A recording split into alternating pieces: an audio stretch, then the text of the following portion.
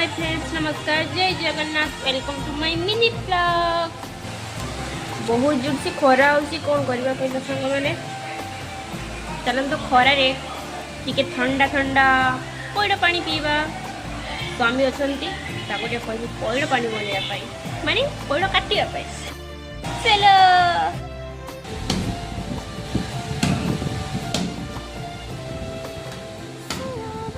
पइड काटियो, पइड काटछ ना कोन करछ।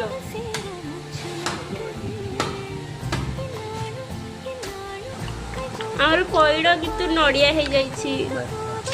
आम दुकान ले जागा नाई, सेतपई एते बड़ जागा टाणा ला पइड। पइड देखला को एमती पानी एतिबो नड़िया हो जाइछि, सेतमै आ